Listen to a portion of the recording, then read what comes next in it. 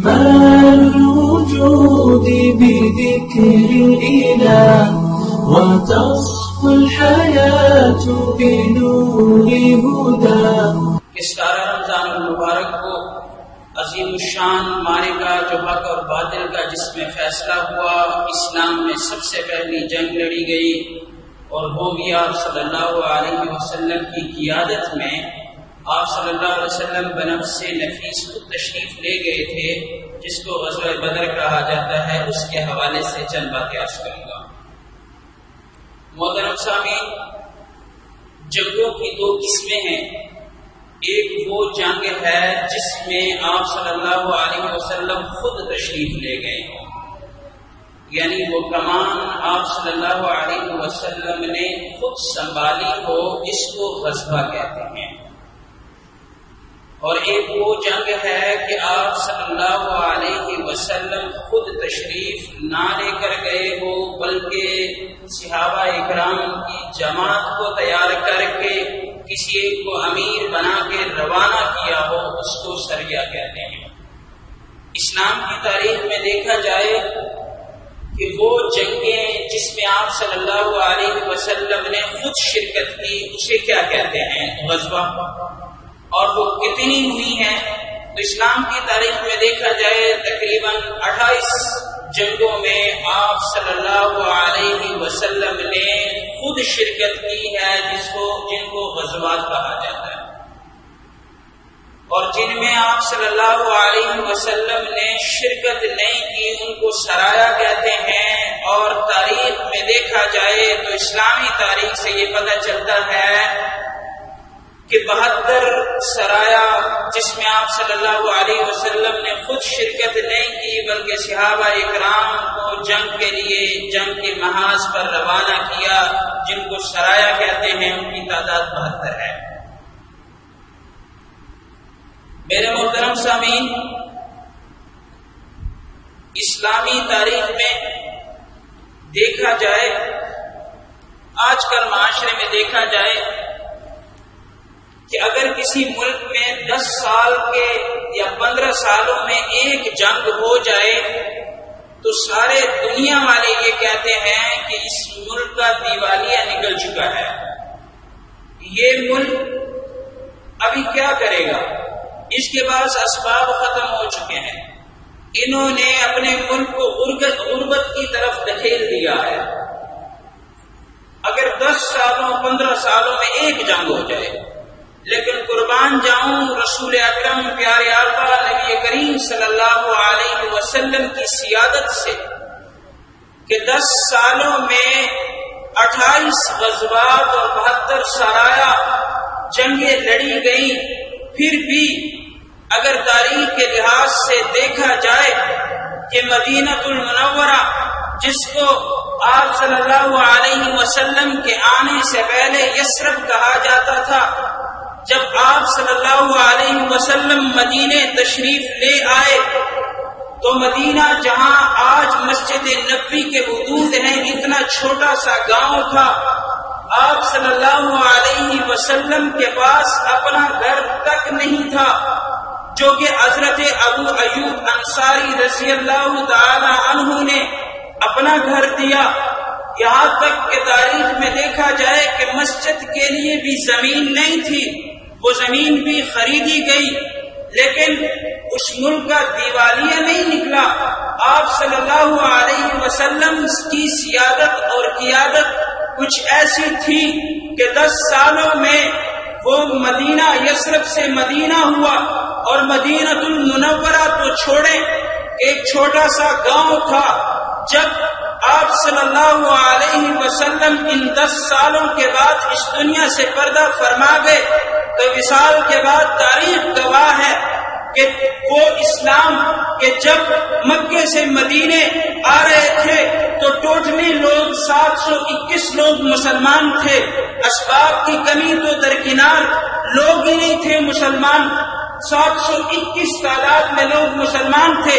لیکن قربان جاؤں پیارے آقا سے کہ جب وہ دنیا سے رخصت ہوئے تو مدینہ تو چھوڑو، رخصت ہوتے وقت اسلام کا پرچم جس رقبے پر تھا وہ 9 لاکھ مربع میل کی زمین صلی اللہ علیہ وسلم کی قیادت اور سیادت ہے، اور یقین جانیے واحد ہی ذریعہ ہے اسلام کے اونچا کرنے کے لیے، وہ جہاد ہے۔ مجھے آپ صلی اللہ علیہ وسلم کی وہ حدیث اچھی طریقے سے یاد ہے، مسلم شریف میں قیامت کی علامات میں سے یہ ایک علامت ہے کہ آخر میں مسلمانوں کی حیثیت ایسی ہوگی جس طرح کے سمندر کی جھاگ۔ صحابہ نے عرض کیا یا رسول اللہ صلی اللہ علیہ وسلم، آیا اس وقت ہم کم ہوں گے؟ امت مسلمہ آپ کی امت کم ہوگی، مسلمانوں کی تعداد قلیل ہوگی؟ فرمایا نہیں، مسلمانوں کی تعداد تو بہت زیادہ ہوگی، لیکن مسلمانوں کے دلوں میں وہن آ جائے گا۔ یا رسول اللہ وہن کیا ہے؟ فرمایا وہن یہی ہے کہ دنیا سے محبت کرنا، وکراہیت الموت، اور موت سے ڈرنا کہ کہیں موت نہ آ جائے، میرے بچے یتیم نہ ہو جائے، اور میرے گھر والے میرے بعد کیا کریں گے، موت کا تو ایک وقت لکھا ہوتا ہے۔ فرمایا اس وہن کی وجہ سے، اس بیماری کی وجہ سے امت مسلمہ کی حیثیت ایسی ہو جائے گی، اگرچہ کثیر ہی کیوں نہ ہو، ان کی حیثیت سمندر کی جھاگ کی طرح ہو جائے گی۔ آج وہی دور آ چکا ہے، دیکھیں فلسطین کو دیکھیں، بوسنیا کو دیکھیں، چیچنیا کو دیکھیں، مصر شام کو دیکھیں، افغانستان کو دیکھیں، پاکستان کو دیکھیں، مسلمان کتنے ذلیل ہو رہے ہیں۔ ان ملکوں میں ہم ایک احتجاج نہیں کر سکتے، یہ تو چھوڑے کہ محمد بن قاسم جیسے بندہ عرب کی دھرتی سے اٹھ کر میں پاکستان نہیں بلکہ اپنا ملک کی پنجابی کہہ دوں گا یا پٹھان کہہ دوں گا، ہمارے پاکستانی ایک عورت کے خط پر ملتان کے قلعے میں آیا اور راجہ طاہر کو شکست دی، وہ ایک علیحدہ جذبہ تھا، وہ حریت کا جذبہ تھا۔ آج ہم میں اتنی ہمت کہاں؟ اس رمضان المبارک کے بابرکت مہینے میں جو مسلمانوں کے ساتھ ظلم ہو رہے ہیں غیر ممالک میں، یقین جانیے وہ ویڈیو دیکھتے ہوئے انسان کو ایسے لرزہ انسان کے دل پہ طاری ہو جاتا ہے کہ کتنا ظلم ہو رہا ہے، اور مسلم ممالک کے مسلم حکمران کتنے اس پہ خاموش ہیں۔ اللہ رب العزت مسلمانوں کا حامی اور ناصر۔ تو میں ارشاد کر رہا ہوں کہ جنگ بدر 17 تاریخ ہوئی۔ جنگ بدر کے اسباب کیا تھے، کیسے ہوا، بہرحال اس کی تفصیل میں اگر جائیں تو پورا ایک موضوع ہے۔ ابو سفیان شام سے قافلہ لے کے آ رہے تھے، مکے کا سردار تھا، ادھر مسلمانوں کو پتہ چلا، وقت کا تقاضا تھا، مسلمانوں کو پتہ چلا، جبریل بھی آیا کہ ابو سفیان قافلہ لے کے جا رہا ہے، بہت مال و زر ہے، ان کے پاس دولت ہے، اگر تم لوگ حملہ کر دو تو تمہیں دولت تمہارے پاس آ جائے گی، اور دولت کے ساتھ تمہارا ہاتھ بھی ذرا کشادہ ہو جائے گا، وسیع ہو جائے گا، تمہارے اوپر بھی فراخی ہو جائے گی۔ آپ کے سارے مال تو ادھر مکے میں رہ گئے۔ تو فرمایا صحابہ اکرام تیاری میں تھے، آپ صلی اللہ علیہ وسلم نے اعلان فرمایا کہ جلدی تیار ہو جاؤ، ابو سفیان کے قافلے پر حملہ کرنا ہے، مال غنیمت لے کے آنا ہے۔ اور ادھر ابو سفیان کو پتہ چلا کہ مسلمان لوگ حملہ کرنے والے ہیں، انہوں نے ابو جہل کو اطلاع پہنچوائی، وہ مکے میں تھے، وہ بھی سردار تھا۔ ابو جہل نے کہا ہم بھی آ رہے ہیں۔ مسلمانوں کی کیا ضرورت کہ ہمارے قافلے پہ حملہ کرے، وہ غرور و تکبر کے ساتھ اور قبائل کو بھی ملاتے گئے۔ جب قریب پہنچے ابو سفیان نے دوبارہ اطلاع پہنچوائی کہ ہم خیریت سے مسلمانوں کے ہاتھوں سے بچ گئے، اگر آپ واپس جانا چاہتے ہیں تو جا سکتے ہیں۔ لیکن ابو جہل کے غرور اور تکبر نے اس بات کو نہ مانا۔ ابو جہل نے کہا ہم واپسی نہیں جائیں گے، ہم بدر تک جائیں گے، اور بدر کے موقع پہ جتنے بھی یہ قبائل ہمارے ساتھ ملے ہوئے ہیں ہم ان کے لیے بکرے ذبح کریں گے اور مہمان نوازی کریں گے، وہاں پہ اپنا جھنڈا لہرا کے آئیں گے، مسلمانوں کو پتہ چلے کہ ہم اتنے ڈرپوک نہیں، ہم غیرت مند ہیں، اور تاکہ مسلمانوں سے لوگوں کے اوپر یہ تاثر ہو کہ کفر کا بڑا زور ہے، باطل کا بڑا زور ہے۔ ادھر جبریل امین آ گئے۔ جبریل امین نے رسول کریم صلی اللہ علیہ وسلم سے فرمایا، یا رسول اللہ صلی اللہ علیہ وسلم، دو صورتیں ہیں، دو آپشن ہیں۔ ایک صورت تو یہ ہے کہ صحابہ کرام روانہ ہو جائے، ابو سفیان کے قافلے پر حملہ کرے، اس صورت میں تو تمہیں مال مل جائے گا، تم مالدار ہو جاؤ گے، اور دوسری صورت یہ ہے کہ ابو جہل کے ساتھ ٹکر لینی پڑے گی، اور ابو جہل کے ساتھ اگر ٹکر لینی ہے تو شہادتوں کو بھی قبول کرنا پڑے گا، کیوں تم میں سے بعض لوگ شہید بھی ہوں گے۔ ابو جہل کے ساتھ، ان کے قافلے کے ساتھ اگر ٹکر لینی ہے تو بیویوں کو بیوہ کرنا پڑے گا، بچے بھی یتیم ہو جائیں گے، جو تمہیں منظور وہ ہوگا۔ جبریل امین دو صورتیں لے کر آئے ہیں، یہ دو صورتوں میں سے، دو جنگوں میں سے جو تمہیں پسند، ایک جنگ میں مال ملے گا، دوسرے جنگ میں لڑائی ہوگی، ہو سکتا ہے کوئی شہید ہو جائے۔ تو صحابہ اکرام نے اس وقت مال کو پسند نہیں کیا بلکہ شہادت کو ترجیح دی، کہا کہ ہم لڑنے کے لیے تیار ہیں، ابو جہل کے ساتھ لڑیں۔ اس وقت محترم سامعین مسلمان بھی روانہ ہوئے، وہ بدر میں پہلے پہنچ چکے، لیکن روانہ ہونے سے پہلے آپ صلی اللہ علیہ وسلم نے صحابہ کرام کو جمع کیا، فرمایا جبریل آیا ہے، اب ہم نے جنگ بدر جانا اور کافروں کے ساتھ لڑنا ہے، حق اور باطل کا معرکہ ہے، آپ لوگوں کی کیا رائے ہے؟ ابو بکر صدیق اٹھے، یا رسول اللہ صلی اللہ علیہ وسلم، ہم نے مکہ چھوڑا، تجھے تنہا نہ چھوڑا، ہم تیرے ساتھ مدینے آئے، تیرا حکم ہو تو جان دینے کے لیے بھی تیار ہوں۔ ادھر فاروق اٹھے، فاروق نے کہا، یا رسول اللہ صلی اللہ علیہ وسلم، ہم بھی جان دینے کے لیے تیار ہیں۔ رسول کریم صلی اللہ علیہ وسلم نے اشارہ کر دیا، تم دونوں بیٹھو، دونوں کو بٹھا دیا۔ آپ صلی اللہ علیہ وسلم کا مشورہ لینا کہیں اور کسی اور جانب اشارہ تھا۔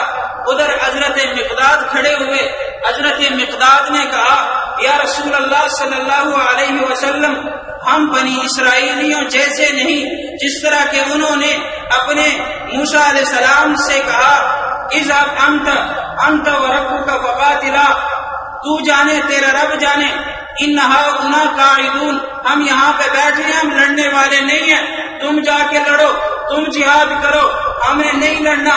مقداد نے کہا، ہم بنی اسرائیلیوں جیسے نہیں، یا رسول اللہ صلی اللہ علیہ وسلم، تیرا پسینہ ہوگا، ہمارا خون ہوگا، تیرا اشارہ ہوگا، ہماری جان حاضر ہے، جان دینے کے لیے جان دیں گے۔ تو فرمایا حضرت مقداد سے بھی رسول اللہ صلی اللہ علیہ وسلم نے اشارہ کر دیا، مقداد تو بھی بیٹھ۔ تو اس وقت انصار صحابہ سمجھ گئے رسول اللہ صلی اللہ علیہ وسلم کا اشارہ انصار صحابہ اکرام کی طرف تھا، کیوں؟ انہی انصار نے خطوط اور قافلے بھجوا کر رسول کریم صلی اللہ علیہ وسلم کو مکے سے مدینے بلایا تھا۔ تو اب رسول کریم صلی اللہ علیہ وسلم کا اشارہ بھی انصار کی طرف تھا۔ قربان جاؤں، سعد بن معاذ انصاری ایک سردار اٹھے۔ سعد بن معاذ نے کہا، یا رسول اللہ صلی اللہ علیہ وسلم، میں سمجھ گیا ہوں، ہم سمجھ گئے، آپ مشورہ ہم سے لینا چاہتے ہیں، اگر ہم سے مشورہ لیں گے تو جان حاضر ہے۔ ہاں، البدایہ والنہایہ میں ایک عجیب الفاظ نقل کیے ہیں، انا نحن نقاتل عن امامک عن خلفک عن یمینک وعن شمالک۔ یا رسول اللہ صلی اللہ علیہ وسلم، اگر ہمارے مشورے کی بات ہے تو پھر سن لے، اگر تیرے اوپر آگے سے حملہ ہوگا تو ہم تیار ہوں گے، ہم مہاجرین سے زیادہ لڑنے والے ہوں گے، تیرے اوپر اپنے جانوں کو نچھاور کر دیں گے۔ یا رسول اللہ صلی اللہ علیہ وسلم، اگر پیچھے کی جانب سے کسی نے کوشش کی حملہ کرنے کی تو ہم پیچھے کی جانب بھی آپ کی دفاع کریں گے۔ یا رسول اللہ صلی اللہ علیہ وسلم، ہمارا مشورہ اگر سننا چاہتے ہو، اگر دائیں جانب سے کفار حملہ کریں گے تو تب بھی ہم دفاع کے لیے حاضر ہیں، اگر بائیں جانب سے کفار حملہ کریں گے تب بھی ہم اپنے جانوں کو نچھاور کرنے کے لیے تیار ہیں۔ اور نبوت کے کانوں میں یہ آواز پڑنی تھی، رسول اللہ صلی اللہ علیہ وسلم نبوت کے آنکھوں میں آنسو آ گئے اور آسمان کی طرف نگاہ اٹھائی، انصار کے لیے دعا فرمائی۔ یہ انصاری سردار سعد بن معاذ رضی اللہ تعالی عنہ کا جرأت مندانہ ایک فیصلہ تھا اور بات تھی۔ آپ صلی اللہ علیہ وسلم بڑے خوش ہوئے، بدر کی طرف روانہ ہوئے۔ ادھر ابو جہل کا قافلہ پہلے بدر میں پہنچ چکا تھا۔ ابو جہل نے وہ جگہ جو ریتلی نہیں تھی، ویسے مٹیالی چٹیل میدان تھا، وہ جگہ کفار نے مل دی تھی، وہاں پہ اپنے ڈیرے لگا دیے تھے۔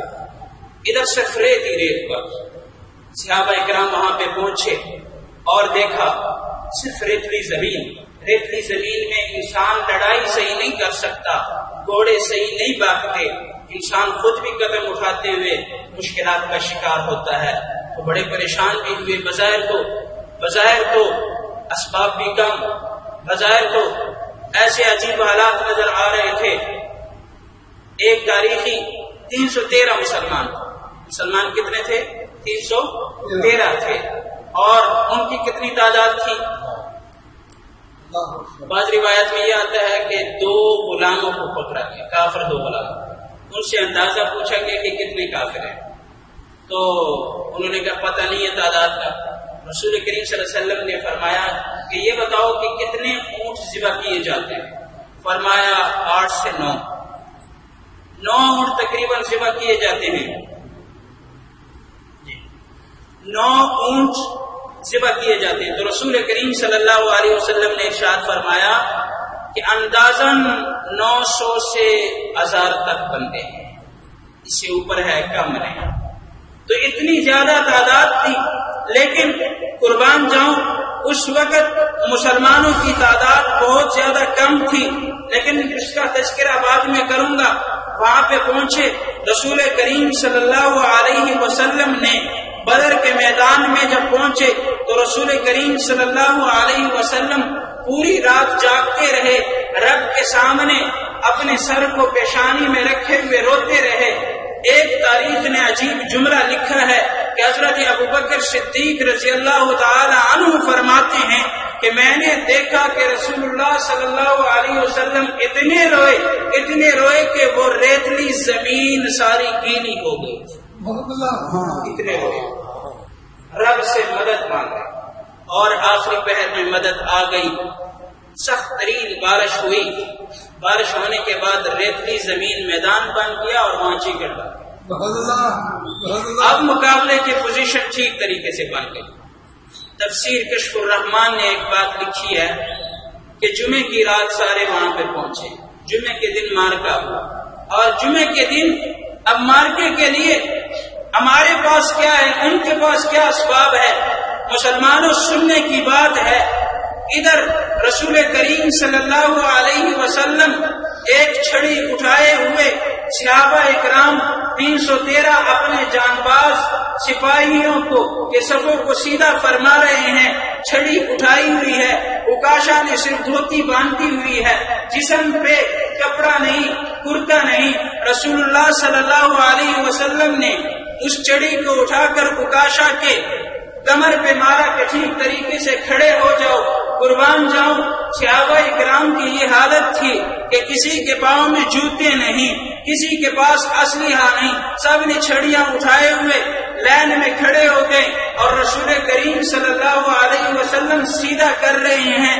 ادھر سامنے غرور متکبر ان لکل امت فرعون وفرعون هذه الامه ابو جہل بھی وہاں پر ایک تلوار اٹھا کر صفوں کو سیدھا کر رہے تھے اور گھوڑے پہ سوار تھے، خول پہنی ہوئی تھی، صرف آنکھیں نظر آ رہی تھی۔ تو رسول کریم صلی اللہ علیہ وسلم ادھر صحابہ اکرام کو ٹھیک کر رہے ہیں، صفیں ٹھیک درست فرما رہے ہیں، لیکن اسباب کے زمرے میں اگر دیکھا جائے تو 313 مسلمانوں کے پاس صرف 2 گھوڑے تھے اور 70 اونٹ تھے اور 8 زریں تھی اور 6 تلواریں تھی، اور کافروں کے نزدیک 6 تلواروں سے کیا ہو سکتا ہے، اور 2 گھوڑے ہوں، 70 اونٹ ہوں، 313 بندے، اور کسی صحابی کے پاؤں میں جوتے نہیں، کپڑے نہیں جسم کے اوپر، وہ کیا لڑیں گے؟ اسباب کے زمرے میں اگر دیکھا جائے وہ بڑے طاقت کے ساتھ اور بڑے خوشی کے ساتھ وہاں پہ اپنے صفوں کو درست کر رہے تھے۔ ادھر اللہ نے جبریل امین کو بھیج دیا، رسول اللہ صلی اللہ علیہ وسلم کو پیغام دے دیا، اے پیارے مصطفیٰ گھبراؤ مت، میں نے تمہاری مدد کرنے کا فیصلہ کر دیا، میں آسمانوں سے فرشتے اتاروں گا اور وہ فرشتے تمہارے صفوں میں آ کر کفار کے ساتھ لڑیں گے، کفار کے ساتھ ایسی لڑائی کریں گے کہ ان کے دلوں میں رعب آ جائے گا۔ تاریخ گواہ ہے جب وہ فرشتے اترے تو پیلے امامے ان کے سروں پر تھے، یہ پیلے اماموں کا ثبوت بھی وہاں سے ملتا ہے، تو ان کے سروں پہ پیلے امامے تھے۔ مسلمانوں کو تو کم فرشتے نظر آ رہے تھے لیکن کفار کو بہت زیادہ نظر آئے، یہاں تک کہ اللہ نے ان کو ایسی شکست فاش دی کہ اس جنگ بدر، اس مارکے میں حق اور باطل کا پہلا مارکہ جو 17 رمضان المبارک کا ہوا، اس میں 70 کفار بڑے بڑے سردار مارے گئے اور 70 سے زیادہ 70 قیدی ہو گئے اور بہت زیادہ مال غنیمت بھی حاصل کر لی۔ اللہ نے ان کو ایسی شکست دی کہ تاریخ ہمیشہ تا قیامت یاد رکھے گی کہ 313 مسلمان کہاں جہاں ان کے پاس اسباب ہی نہ، اور یہ اتنی مستی میں آئے تھے، اللہ نے ان کے غرور اور تکبر کو خاک میں ملا دیا۔ تو میں عرض کر رہا تھا آج کل مسلمان وہاں کے موازنہ کرنا چاہیے، خفا نہیں ہونا چاہیے۔ وہاں کے مسلمانوں کا بھروسہ اللہ پر تھا اور رسول اللہ صلی اللہ علیہ وسلم کے بعد۔ آج کل کے مسلمان کا بھروسہ نہیں، یہی بات ہے کہ انہوں نے اسباب کو نہیں دیکھا، بلکہ صرف رسول اللہ صلی اللہ علیہ وسلم کے کہنے پہ لبیک کہہ کے ڈائریکٹ چلے گئے اور جنگ بدر لڑنے کے۔